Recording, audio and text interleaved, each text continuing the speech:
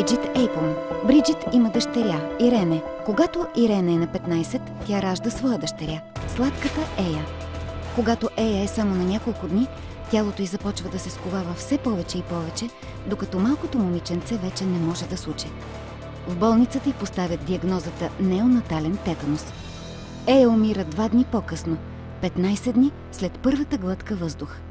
Тя е само една от жертвите на неонаталния тетанус.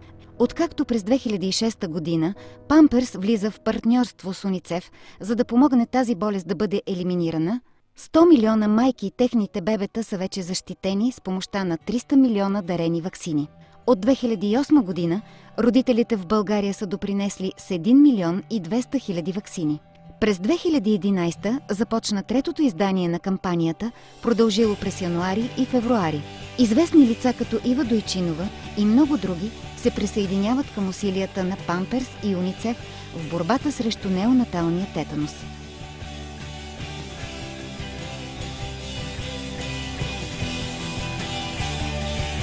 18 януари е началото на третото издание на кампанията с изложба на снимки от страните, засегнати от тетанус. На 18 януари започна и събирането на ваксини и българските родители се включиха от първите часове на кампанията по познатия им начин, помагайки с една ваксина за всеки закупен пакет пелени с марката Памперс. Памперс високо оценява подкрепата на българските родители и осъзнава, че и техните бебета имат нужда от помощ.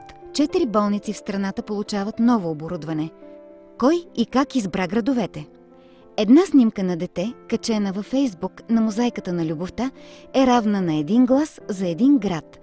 Град, който има шанс да стане седмичния победител в класацията и да получи родилното оборудване.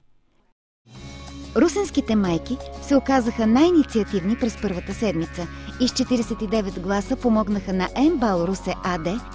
Веднага след тях се включиха и бургаските жени, които на свой ред с 57 гласа извоюваха на своята МБАЛ Бургас АД 20 легла, 10 стола и пелени. Третото дарение отпътува малко след това за друг черноморски град – Варна, която получи 79 гласа. Четвъртият град, който прие дарение, благодарение на своите социално ангажирани майки, гласували цели 84 пъти, беше Велико Търново. Мозайката на любовта оживя. От Фейсбук приложение тя се превърна в огромен мегаборд. На 1 март 2011 2050 снимки на съкровищата на много български родители направиха центъра на София по-хубав. Точно тази любов, щедрост и съпричастност допринесоха и за събирането на 301 957 ваксини в края на кампанията тази година. Всяка една от тези ваксини ще помогне на жени като Саламато и нейните 2 племенички, на Флоренс Абумбу, на Кари и малката Риджойс да усетят щастието на живота. Само с един жест вие участвахте в щастливия завършек на приказката за хиляди майки по света. 1 милион и 500 хиляди ваксини.